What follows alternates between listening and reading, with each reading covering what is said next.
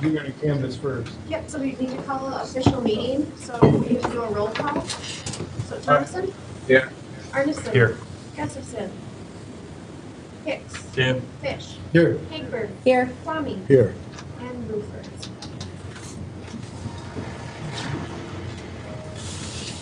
No. Okay, so just very quickly here, we need to canvass the results of the election. So I think all the council members have a copy of it. You can see Laura Job was the candidate in Ward 1, Scott Kwame, Ward 2, Al Krameyer, Ward 3, and Scott Rachels, Ward 4. And all of the results in detail for the council races are on the sheet. So what we'll need is a resolution adopted to canvass these results. Off the resolution. Anthony, I'll second. Krista, second. Any questions for Lynn? Roll call, please. Thompson. Yes. Arneson. Yes. Hicks. Yes. Fish. Fish. Yes. Hagberg. Yes. Kwame. Here. Yes. Resolution is adopted. Thank you. All right, thanks. And with that, I guess we'll turn it over. We'll get started right away to a discussion of the request from the schools. We'll turn over to Superintendent Jeff Tate. Good morning, Jeff. Good morning, everyone. Thank you, Mayor. First of all, good morning. I appreciate everybody's time this morning and audience as we make a proposal that hopefully will make sense for the school, our community, and see if we can work out something moving forward. So I just want to go through a series of questions and give the school's rationale why it has sent this letter of interest to the city. So why is the school looking to build a new elementary? And basically what we're proposing or wanting to do is build a first or third grade elementary. It would replace McKinley and Adams, and kindergarten would end up going in the north half of the former Target building, which is now Lincoln School. In conjunction with that movement, fifth grade would be moved out of KSS, and so Cleveland would become a fourth and fifth grade school, leaving KSS as a sixth through 12 building. This would alleviate some space considerations and challenges that we have at KSS, and would make some sense to us for a number of reasons, and I'll review those with you. So the two school buildings, McKinley and Adams, were built in 1939, so they're nearly 85 years old. I thought it might be kind of fun to put that into some context. In 1939, the first air-conditioned automobile was rolled out in Chicago. It was a Packard. Nylon stockings made their debut in Wilmington, Delaware. The yield sign, traffic yield sign, was invented. RCA, General Electric, and Dumont began selling television sets to the public. They ranged in size from 5 to 12 inches. Dumont had a 14 to 16 inch model. Prices started at $200 and went as high as $1,000. And finally, Pan American Airlines flew the first transatlantic passenger service from New York to Lisbon, Portugal. So needless to say, the world's changed significantly from that time, and so has public education. We're now looking, if you were to enter a modern day elementary school, you're going to see much more flexible learning spaces.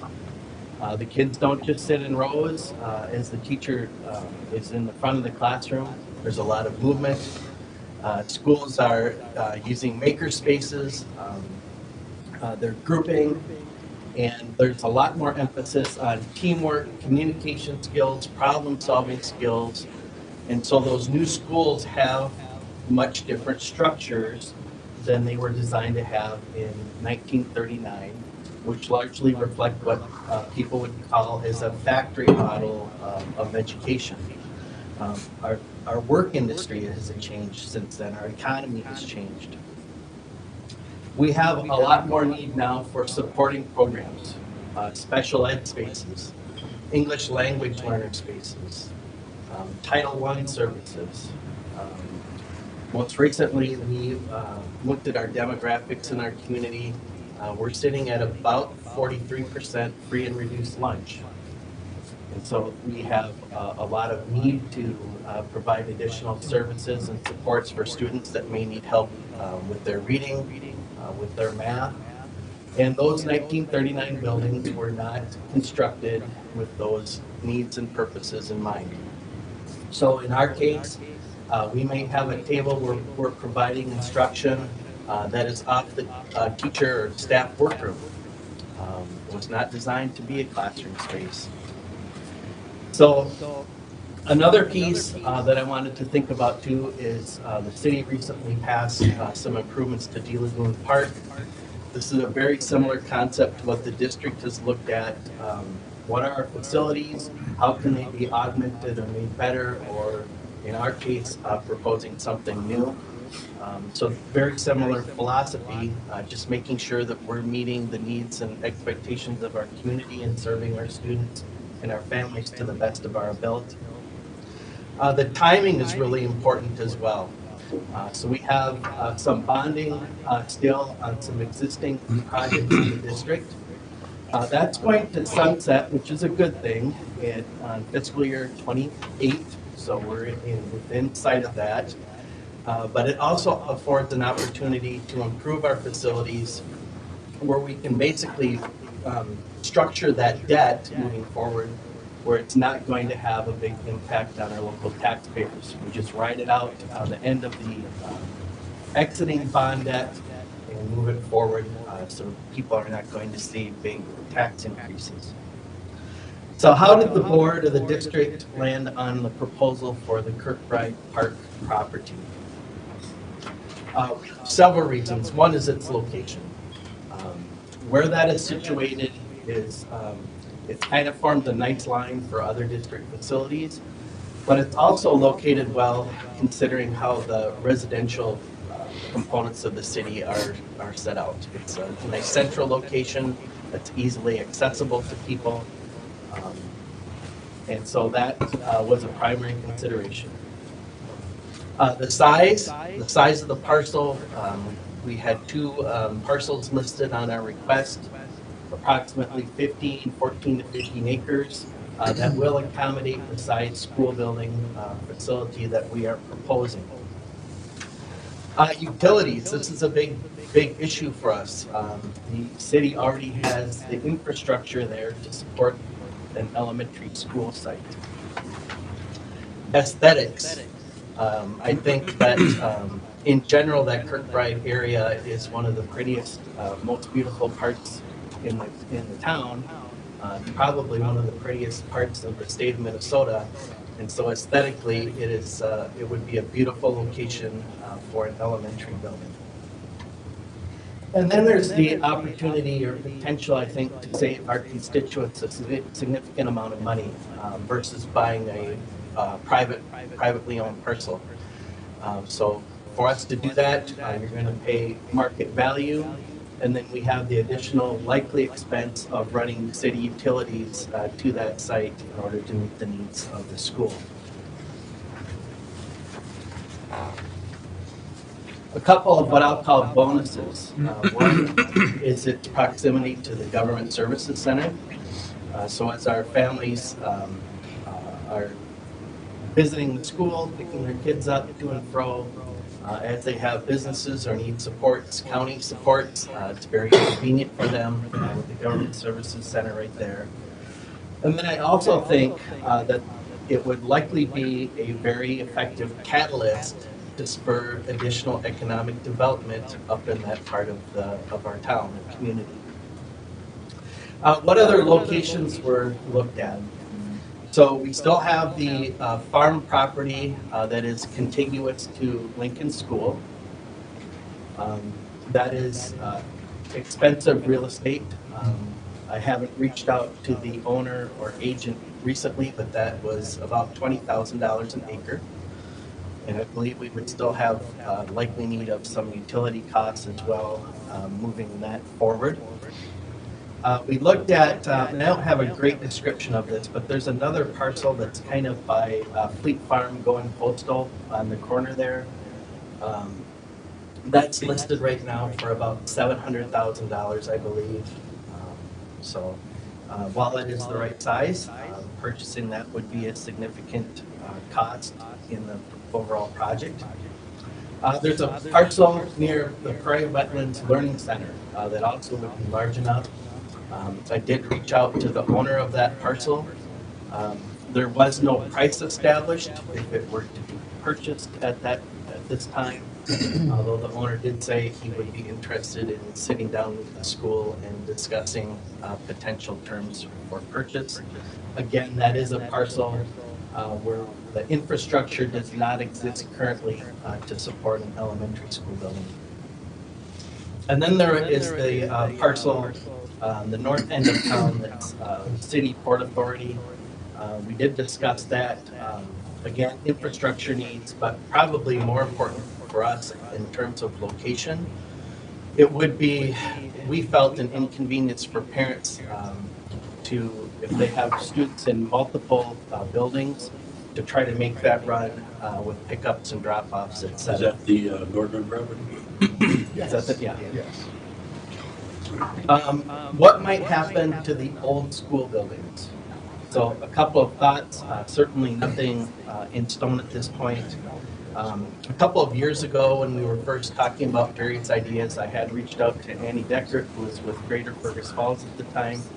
She had indicated there would be some marketability to those structures. One possibility in additional housing, whether apartments or assisted living type facilities. Our community has seen successful development. I think it was the Nurses Cottage out at the RTC in that vein. Another possibility that we discussed recently at a city strategic planning session is the continued need in our region for a child care center, additional child care. Both of those facilities, I think, would lend themselves well to a child care center concept.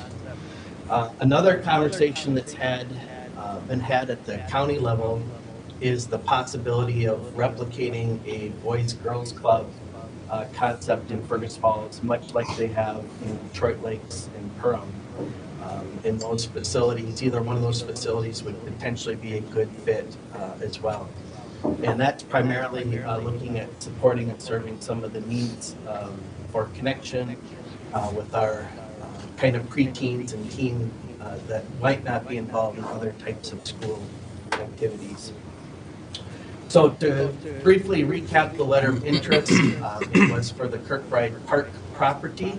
Approximately, there were two parcels listed on that, approximately 14 to 15 acres.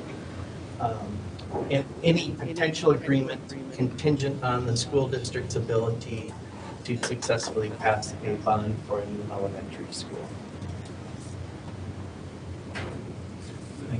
Thanks, Jeff. Any questions for Jeff? Otherwise, we'll jump into some of the due diligence we've been doing in the last few weeks. So after the letter of interest became public, council had wanted city staff to reach out and start a conversation with the State Historic Preservation Office about what it could look like to have some kind of new building go up there and what that could mean for the National Register status for that entire campus. So Andrew and I had a discussion with 3 members of the State Historic Preservation Office. The main takeaway of that discussion is that at this point in the process, they can't really give us a good answer, but about what could or could not affect the National Register status. The best advice that they gave us was for the school's architect to work with the Secretary of the Interior's redevelopment standards when considering the new building. So we're gonna try to stay in contact with them. Our main objective was really just to get them familiar with the idea and maybe start thinking about it on their end, about what questions and things we could possibly have as we move forward. So we're hopeful that we'll have a good relationship moving forward, but that's really all we have from them at this point. There was some dialogue in that meeting related to the importance of the green space and the park space as it relates to the building and the campus. We did remind them that prior to 2016, the building stood alone on the National Register, and it was in 2016 when that designation was expanded. So I don't necessarily buy the argument, because we've shown in the past that the building alone qualifies for the National Register. So I think there's additional conversations that have to happen. They weren't able to outline any sort of process for us, which I think is fairly frustrating when a public entity is asking questions.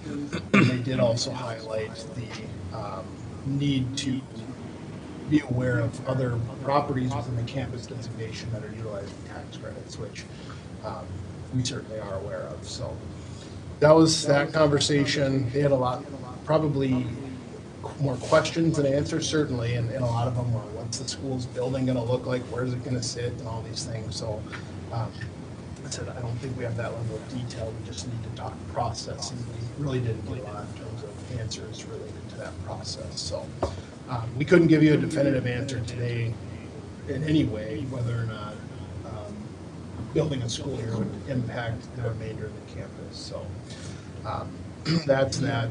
Another thing that we've been doing, I've been working with our lobbyist, Joel Carlson, and folks down at the Capitol, because this property is part of state bond finance property. We've had a couple different appropriations that have been spent towards preservation in some areas and demolition in others. And so talking about potential purchase price and that process related to that, because the way it sits today, any money that paid to the city would have to go back to the state to cover those bond proceeds that have been spent on the property.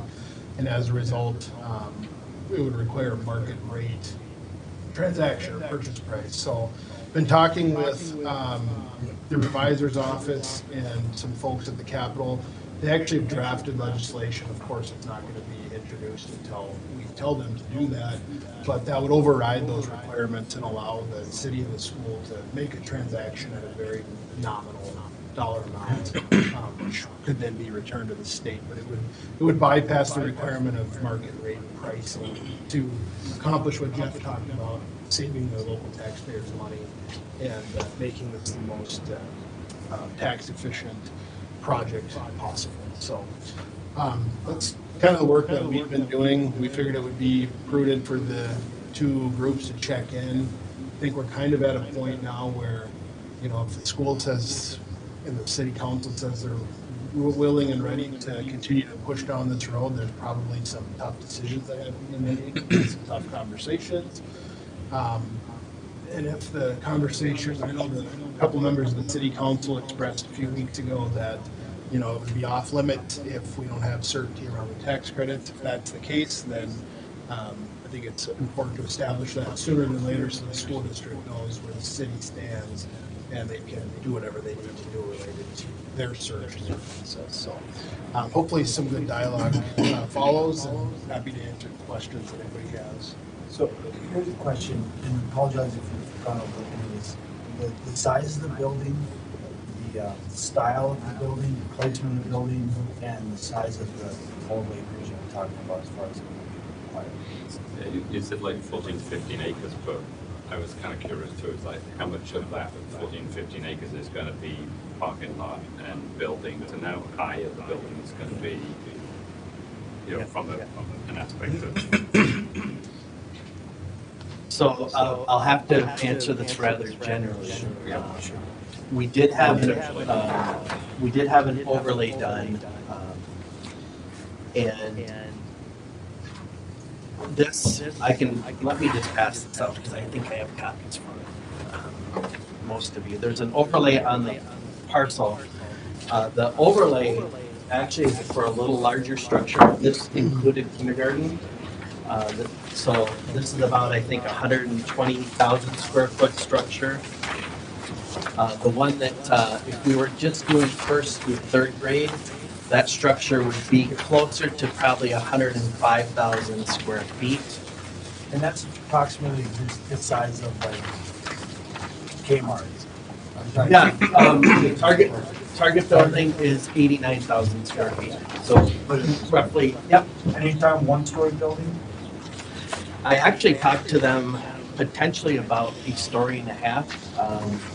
So one of the things developmentally with that lot is it does have a slope to it. And so I probably like parks and nature as much as anybody in this room, and looking to have as small a footprint on the beauty, natural beauty of that site as possible. And I believe that site would lend itself to perhaps a story and a half structure, which would limit its footprint on the lot. Can you walk us through this photo, Jeff, or tell us what we're? Are you looking at the right one there? Nope. This one, the- Yeah, so the one we're referencing is a aerial photo, and it's got a gray design on it, which is, this is just a very general schematic design of a facility, which could be designed much differently than that, but you kind of see how it sits on the site itself. That kind of semicircle drive for pickup drop-off, some parking as you look at the photo off to the right. And then they had included an elementary track on this design, which we would not be utilizing. So if you were to take a story and a half structure, and keep in mind this was, I believe, a structure that's about 120,000 square feet, take that down to about 105, potentially make it into a story and a half, you're going to reduce that footprint, and then you just have the circle drive with some visitor parking and some staff parking on there as well.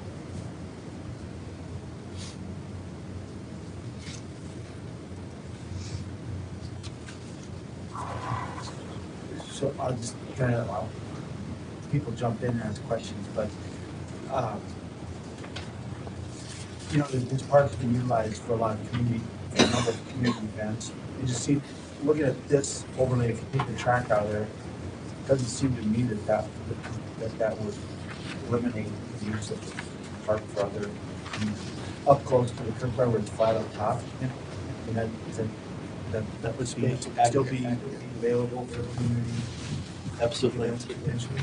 So specifically Summerfest, and then, Car show, and there's just a lot of. right, and then, I don't know that there'd be any impediment to the very popular, skiing track around the edge. Would there, Jeff?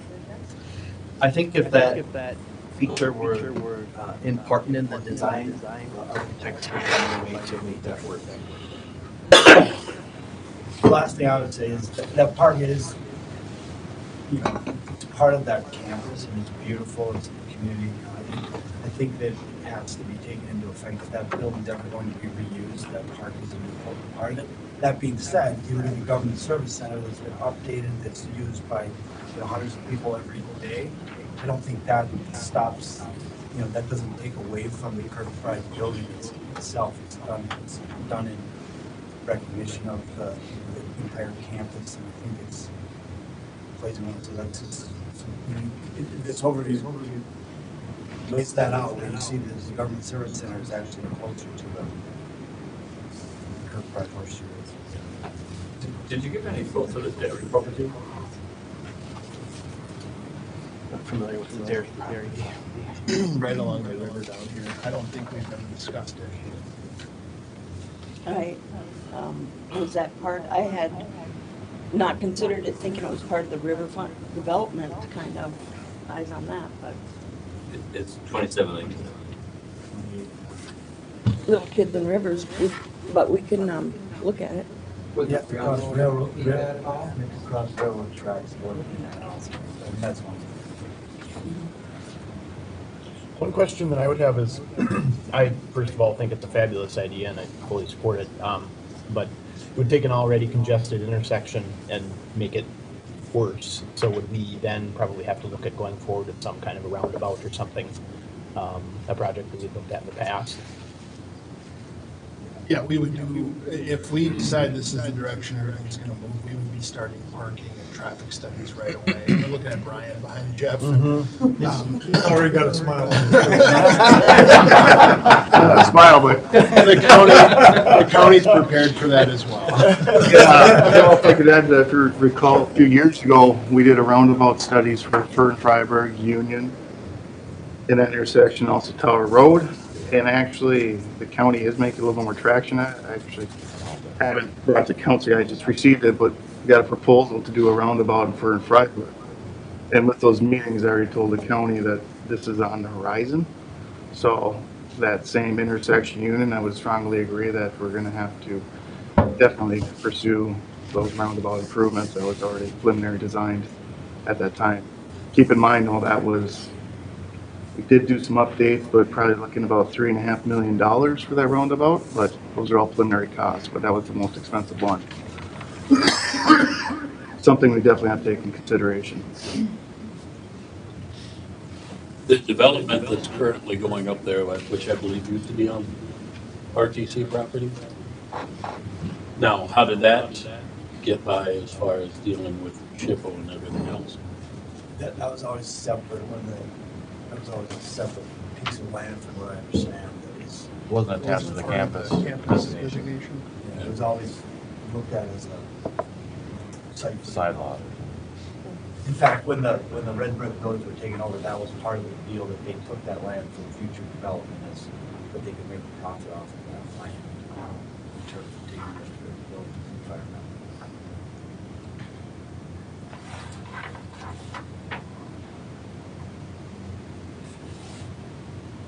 Well, I'll say, I guess I got more comments.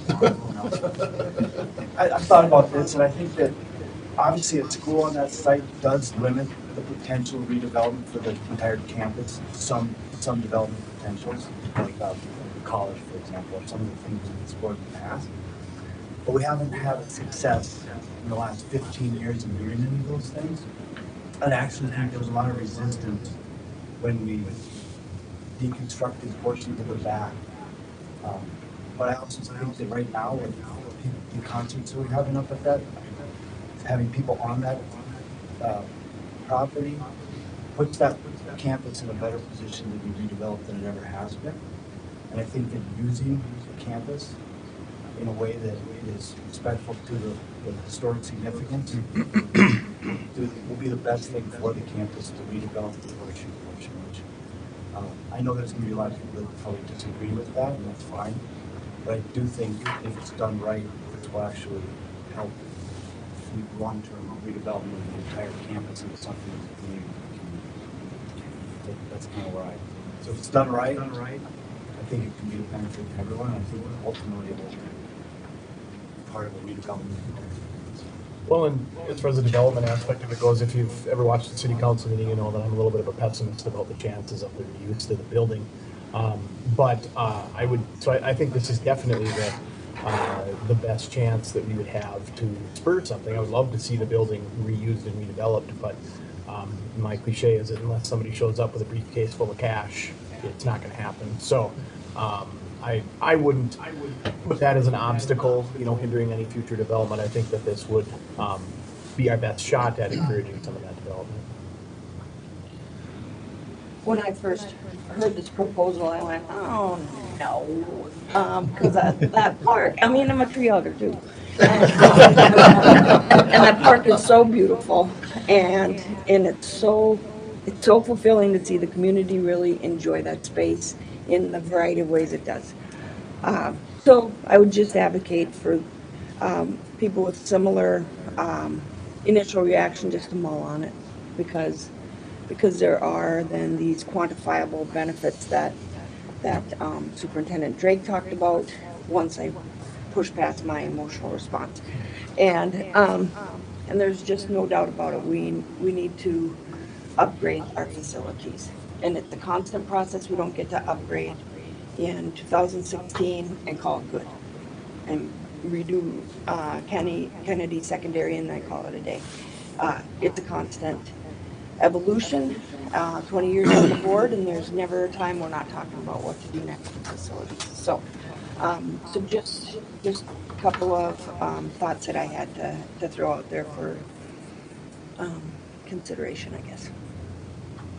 From a timeline perspective, you're looking to, I mean, obviously, gonna have to bond for obviously the facility, so when would you look, I mean, what's your sort of like best sort of guess at a timeline as to when you would be going to, because obviously presumably you've got to design it, you've got to cost estimate it, and then basically obviously bond for it, and then it's got to go to the voters, I'm assuming, to get that passed. I think the earliest it could possibly go to the voters would be November of 2023. And we would really have to get moving, I think, to be ready for that. Otherwise, the next most likely spot would probably be a spring 2024 vote. But the timing again is important because of that existing bond debt that's going to be coming off. So we have a window of opportunity here where we definitely want to put something in front of the community to see if they will support it. Does anybody know the current tax designations that are being collected up there? And that was, we had brought up is if we move forward and CHIP will deem this to take away the tax credits, how long are they in collection for on there? It's a 5-year window. So if a project utilizes tax credits, once they get the certificate of occupancy, I think is the trigger, there's a 5-year window in which they have to maintain the historic standards or integrity, and then they can, So when would after that, they have the ability to do other things. When would that end? It's different on all of the buildings because they've all been finished at different times.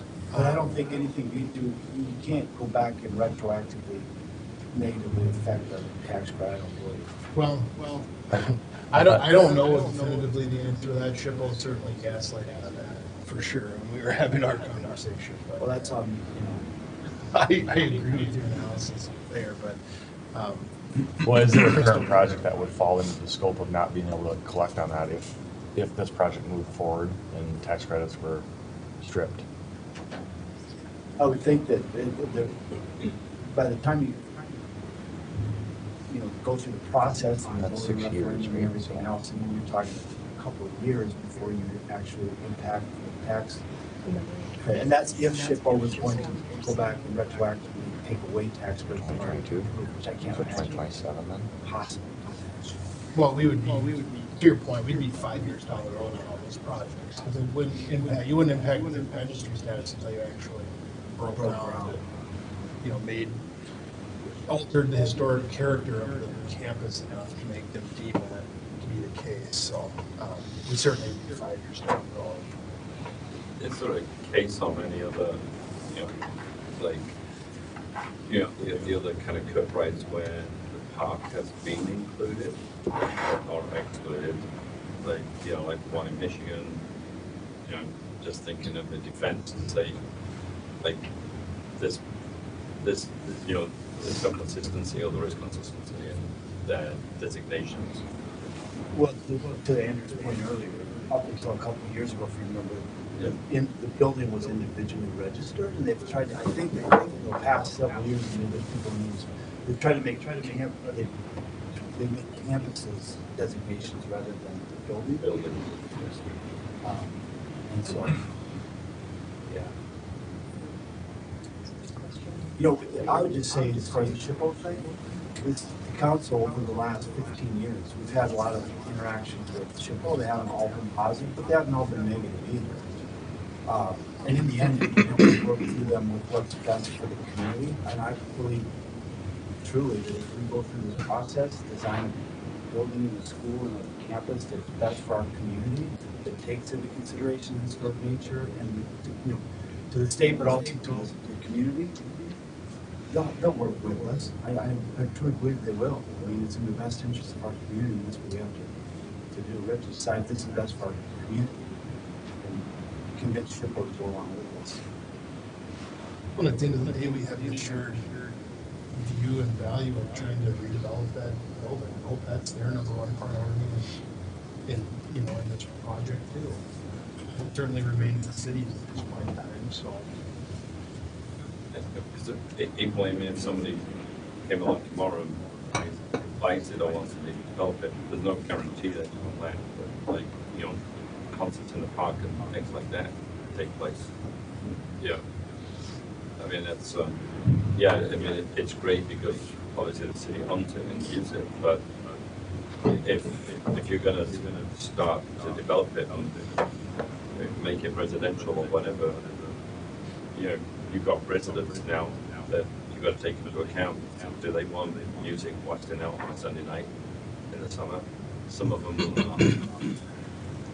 So, you know, I don't think we can say it's a given that, you know, if they buy the land, depending on what footprint they buy, you know, there's no guarantee that they would allow Summerfest and all of those things to take place. You know, so So it sounds like Ship, oh, sorry. that's just saying. So it sounds like SHPO's waiting for a design from us, but we can't really give a design because we're so far away. Is that what they're waiting for us to? I would say Is that- conceptually, yeah. can you come up with something conceptually, what you're looking for, what it's looking like? I mean, is it something that you've seen, something in, you know, X community that, you know, this type of thing? School next to a mental hospital? I don't know. No, How many? Teacher break room. You know, if it would help move the process forward, and I think perhaps it would, we certainly could ask our architect to do a rendering of Or a facility. even something else they've designed for somebody else, you know, along this is the sort of the theme, this is the theme where we're looking at going, because, you know, there's no point, if you put forward, like, this is a concept of what we want to build. Right, yeah. This is what, you know, we're proposing, and, you know, SHPO say, absolutely not, you know, we don't want anything like that, we want, because it seems like the state won't give you an answer of what they want. You can't have a conversation with SHPO and say, well, you tell us architecturally what you would like included. They won't give you the answer to that.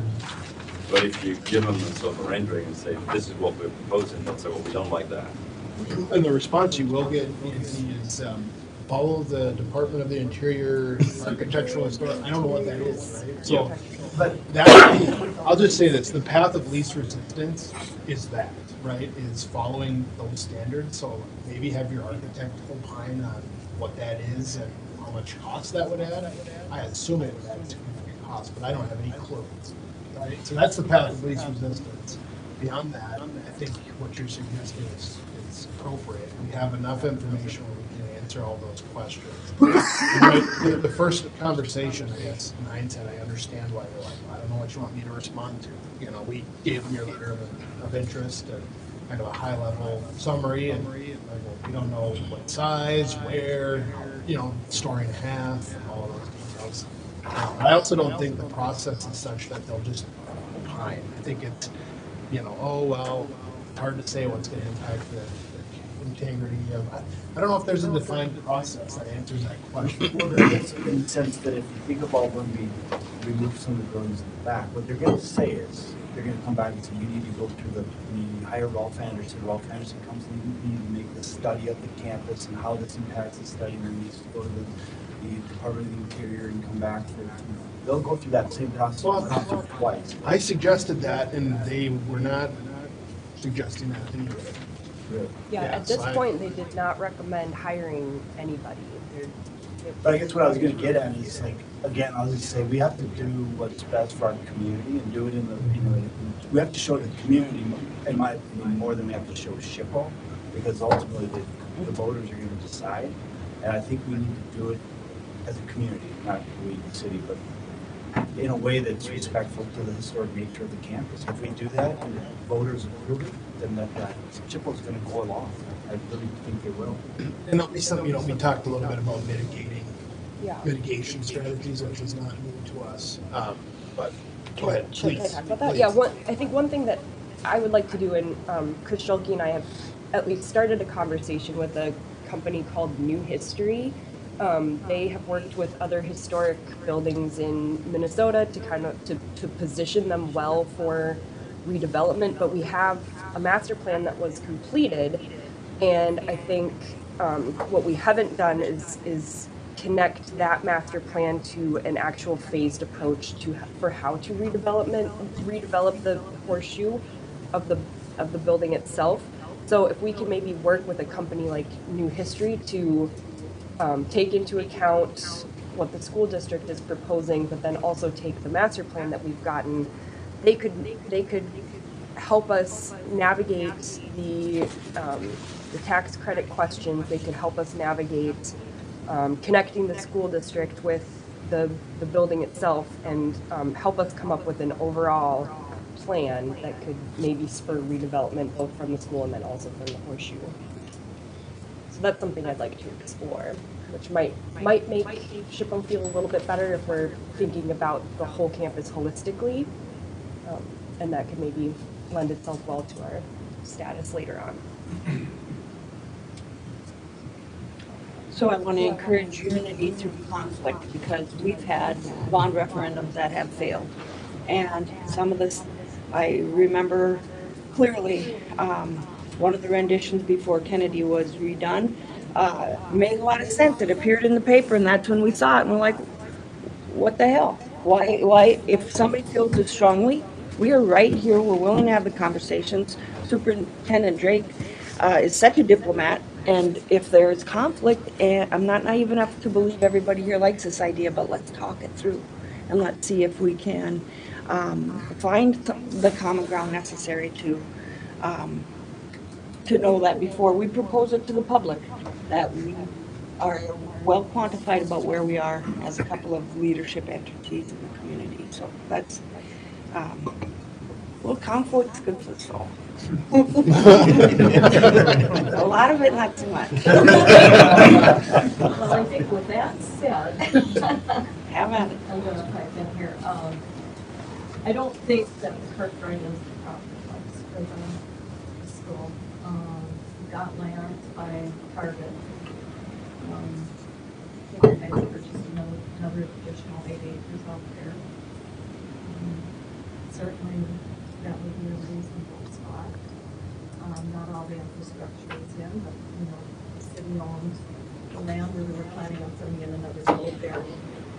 Have access to that location, we have no access. Norgren's, they've been talking about putting infrastructure in there for additional housing on that space. I think that would be a nice location, or across from Prairie Wetlands.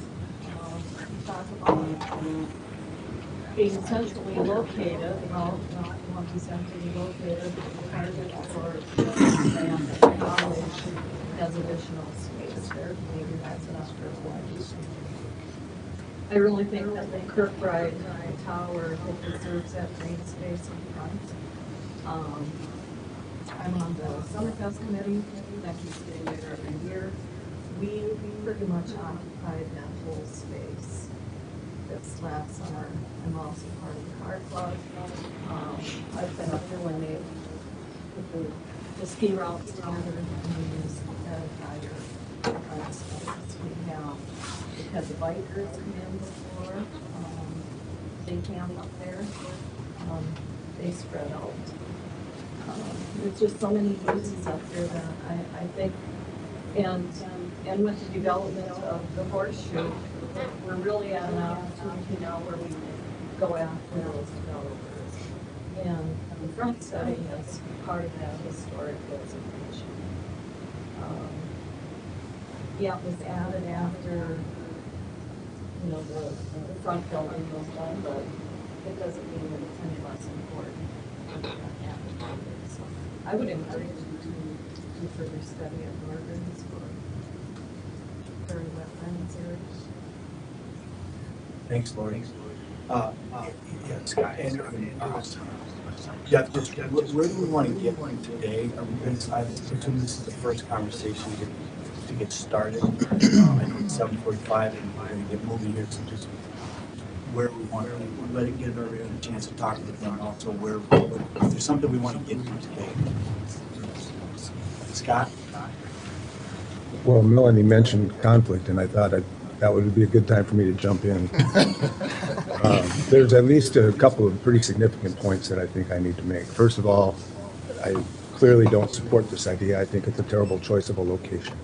So given that, there's lots of reasons for that. Another aspect of this, though, is just in the process. I appreciate the school coming with this proposal because you got to have something on the table to even have a conversation. So I appreciate that. And yet, everything about this conversation so far is how it's a benefit for the school. And oh, by the way, it's good for the city too. The city, I believe, needed to be further toward the front of this, saying, this is what we see for the city, and if we put a school here, it would be good for the school. I think the city needed to play a larger role in the choice of location from the start on this. And maybe this is just the way we kind of cobble our way into that, but I think it's unfortunate how this came about and the process that we've kind of been faced with, because it puts the city in the back seat and the school board ahead. And I think that's not the way it ought to be. One of the things that Andrew has even mentioned more than once is if you look at other places, other cities that have built schools, they don't put them in the middle of town. They put them on the edges, they put them out where the growth can then surround the school and grow to the school. And that's better for the city. Now, the school apparently thinks it's better to plunk it in the middle of town. That's good for the school. So there's something that needs to be sorted out there. And I think that given the city council's position, we need to look at what's best for the city. And if it works for the school, great. Another thing that is an aspect just on the calendar, you can talk about the timing, is next week at our Monday meeting, we're going to be voting to accept the bids for the final phase of work to be done at the Kirkbride to fix the roofs and the water and all of the security and whatnot that we've got in the remaining allocation from the state. That'll be complete then by next summer. And at that point, the developers who are out there, who've been waiting for us to spend this money and get the building ready for redevelopment, will then have a green light to come in and make their proposals and get going on development up there. The fact that it's been empty for 15, 20 years is nothing compared to other historical sites that have been redeveloped, and there is plenty of opportunity for that to be redeveloped, and I think that taking away the front of it is going to take away from the possibilities for redevelopment up there, not add to it. So there's all of that to be said. And I guess the last point I would make is there are better sites available, and one of the sites that has not been suggested here is on the M-State campus. And there's other sites besides that, but that M-State campus, I believe, would be a really worthwhile one to investigate. It's already educational property technically. They've got way more land than they need over there. And if we were to pursue looking at, say, that northeast corner and what it would take to make something happen over there, again, the cost of acquisition would likely be low. We're working with the state. There's lots of hoops to go through, blah, blah, blah. But I think that would be a terrific site. I think that the site by going postal would be a little better for infrastructure and stuff. We wouldn't have to put in maybe so much roads and all that. I think the site on the southeast side of town would answer some questions as far as that other development possibilities and what we would need to do for infrastructure out there as a city anyway, eventually with a water tower and other things. So what's better for the city? Maybe a longer term approach at what's best long term rules this site out. For what's better for the school, short term, this looks lovely. I don't think this is a good choice. So there you go. Thanks, Scott. Yeah, I'm not in favor of this. Like I said, there are a lot of other ones, the Northern properties and everything else. I don't have a big love for the Kirkbride where I'm trying to save it, and I'm not, when it comes to SHPO, I really just don't care. But they're right up there with the DNR with me. But every single time the city's wanted to, my wife's on the park board, every time a project comes up, disco, water park, everything else, the Kirkbride comes into play. And then all of a sudden we're told, oh no, we just don't want to fight with SHPO. We don't want to fight with SHPO. And now all of a sudden somebody else comes in and it's just like, how many different things in the future are we going to possibly want to do where we might need this land? And, you know, we're just going to turn around and say, okay, for these people we can fight for SHPO, but for what we want, we're not willing to fight with SHPO. I mean, personally, I agree with some of the other people, just, you know, do it and deal with what, you know, SHPO is going to do. You know, and that's what we should have did on some of these other projects that we were looking on that property.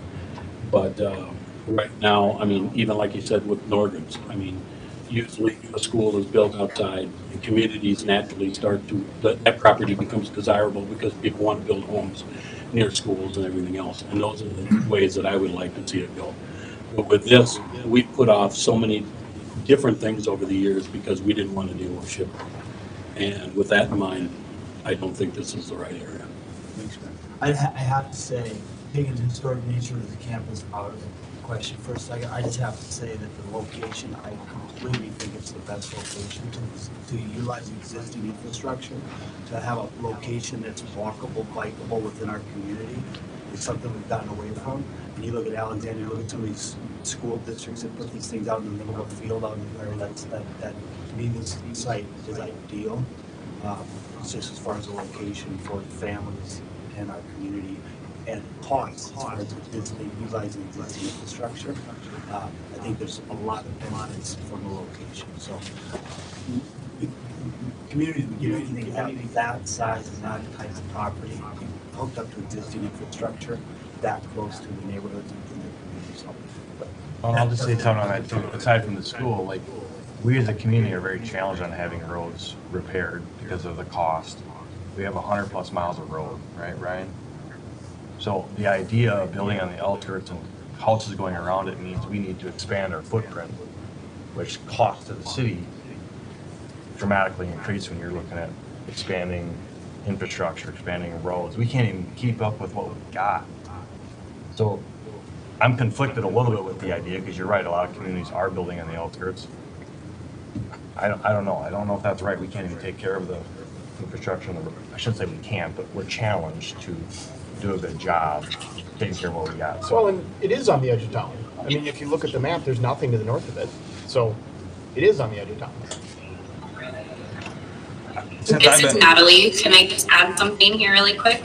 As far as the location and comparing ourselves to some of these surrounding communities that are building towards the outskirts, they're building large facilities housing housing a lot more students. I mean, they're building high schools and middle schools, and because of our situation with all the grades being chopped up into smaller bits and pieces,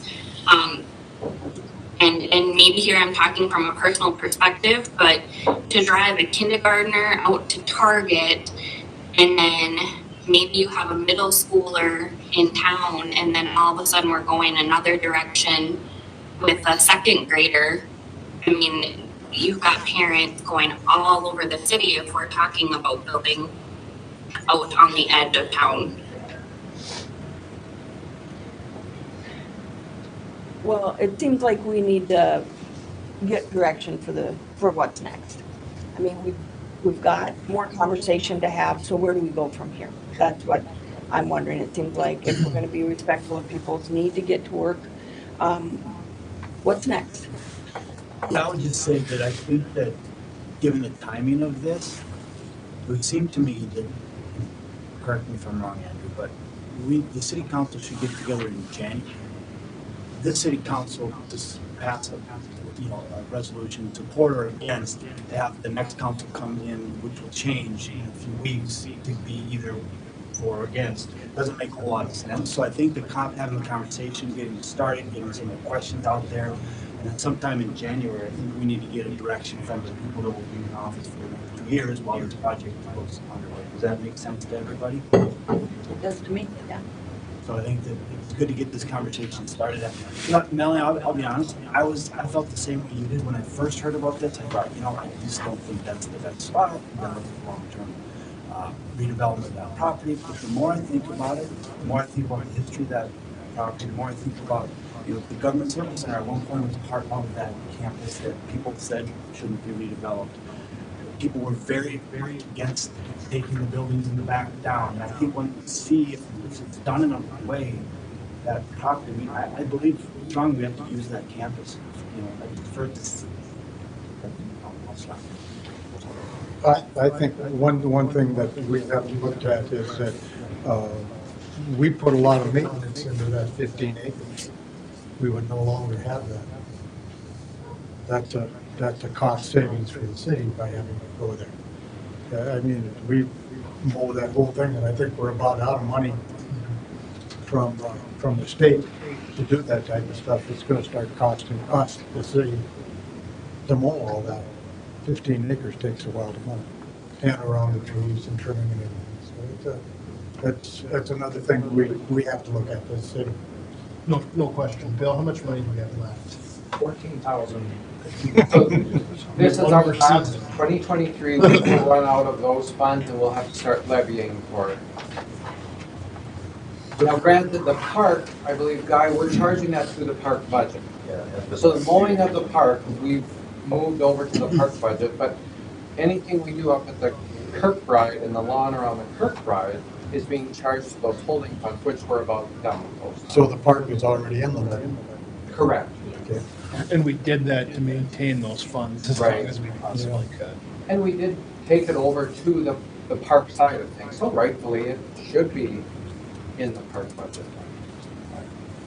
But yeah, that's 2023, we'll probably run out of those now. I, for one, have to keep kids to school. But is that timing work if the city council gets back together and has a chance to discuss this and sometime in January, give you an indication of whether a majority of the city council supports moving forward with this? And if the majority of the city council wants to hash through it a little bit more, we certainly are we're certainly, willing to come to the table for that. So that we can have that, back and forth and that clear communication.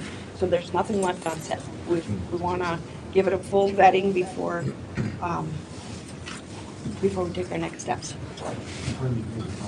One last thing. And just a comment, Melanie, you made me realize this is an open public meeting today. It's being recorded and it will be on YouTube. So Jeff, maybe the school and the city want to come up with a joint, just a wrap up about where we're going and what's next, because otherwise this narrative will get out there online. People will make things up, and to your point, we want to be sure with, that we control what process it is and where we are. So I guess my summary is the school district is interested in continued conversations about the feasibility of using the 15 acres Kirkbride Park for a first through third grade new elementary building. And certainly has an interest in working with the city council if there are questions that need to be additional information supplied or questions that need further exploration. Sitting down at the table and having those discussions. And we will come back to the table with those additional couple suggestions for parcels to review. Good.